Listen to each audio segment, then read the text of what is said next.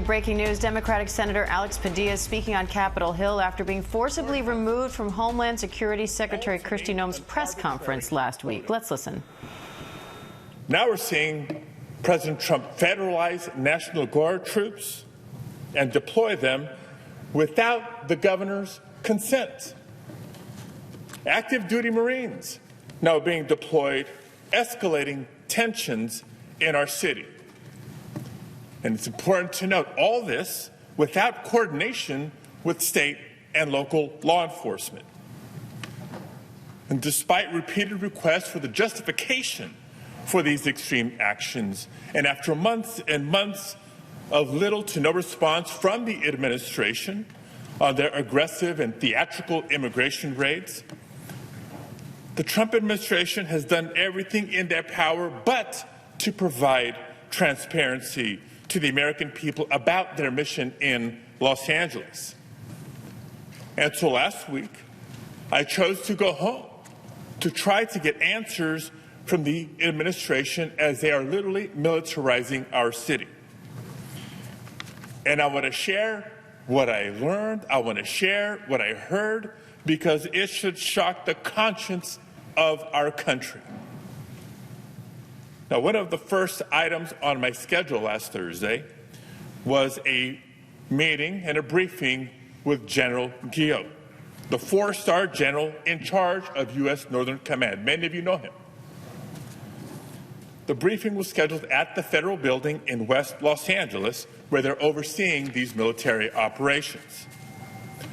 Now, colleagues, when the United States military is deployed domestically, when our troops are deployed against the wishes of the governor for the first time since 1965, against the wishes of the local mayor, and even against the wishes of local law enforcement, both the police chief and the sheriff, we are in uncharted territory. So in my effort to do my duty to conduct congressional oversight and to try to get answers from the Department of Defense that state and local officials were not receiving, I went to the federal building in West Los Angeles.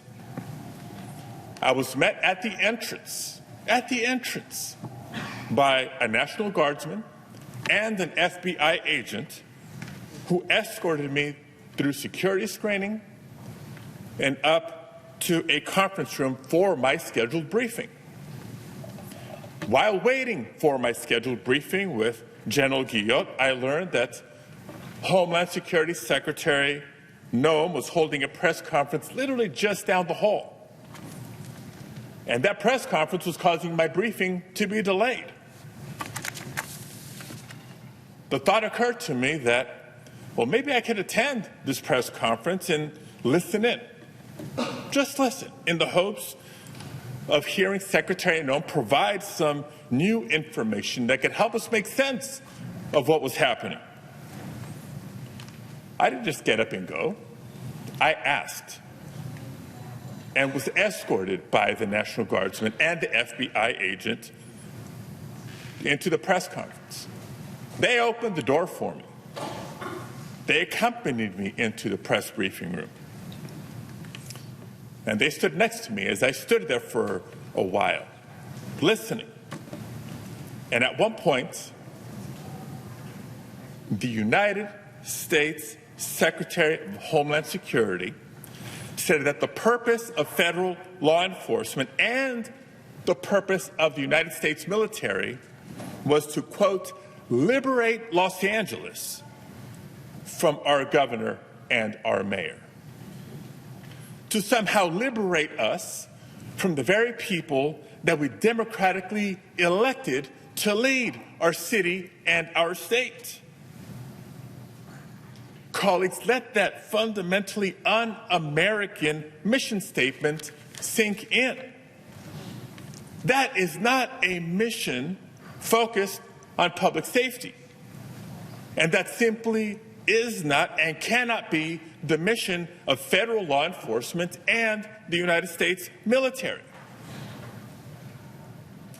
To my colleagues on both sides of the aisle, Are we truly prepared to live in a country where the president can deploy the armed forces to decide which duly elected governors and mayors should be allowed to lead their constituents? Is that really the precedent that we're okay with setting? As Secretary Noem herself said last year when she was governor of North Dakota, at the time she said, quote, "If Joe Biden federalizes the National Guard, that would be a direct attack on states' rights." That was Governor Noem, now Secretary Noem. Now, throughout this country's history, we've had conflict, we've had tumult, but we've never had a tyrant as the commander-in-chief.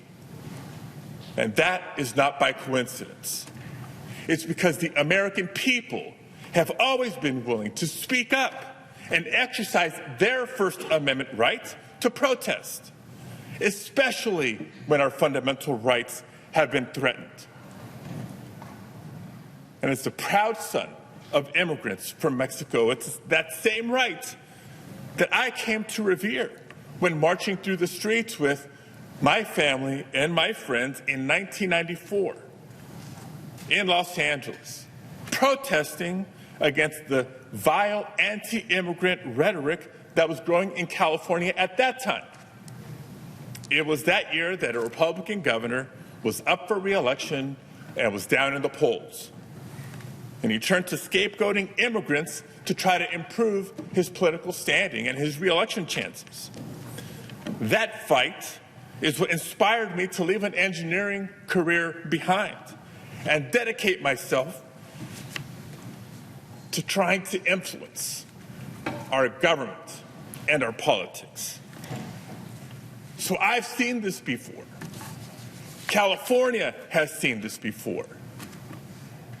So last week, when I heard something so blatantly un-American from the Secretary of Homeland Security, a cabinet official, of course I was compelled, both as a senator and as an American, to speak up.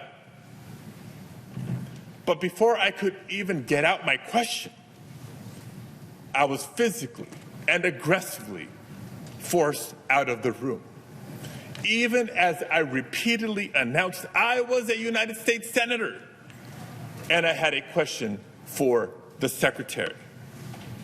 And even as the National Guardsman and the FBI agent who served as my escorts and brought me into that press briefing room stood by, silently, knowing full well who I was.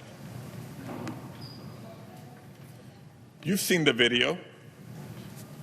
I was pushed and pulled, struggled to maintain my balance.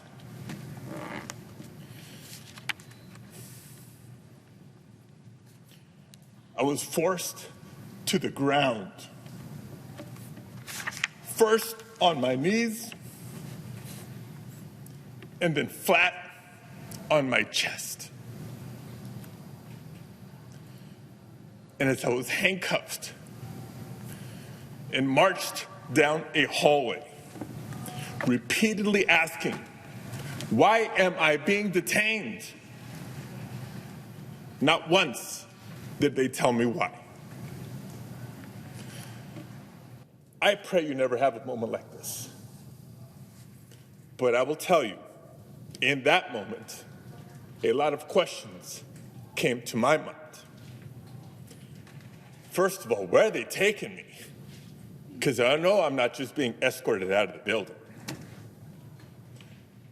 Am I being arrested here?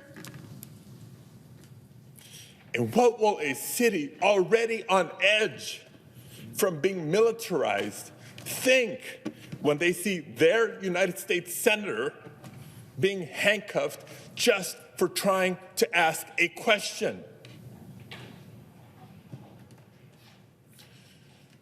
And what will my wife think? What will our boys think? And I also remember asking myself, if this aggressive escalation is the result of someone speaking up against the abuses and overreach of the Trump administration, was it really worth it? But colleagues, how many Americans in our nation's history have marched, have protested, have shed blood, even lost their lives to protect our rights? How many Americans have served in wars overseas to protect our freedoms here at home? And how many Americans in the year 2025 see a vindictive president on a tour of retribution, unrestrained by the majority of this separate and co-equal branch of government, and wonder if it's worth it to stand up or to speak out?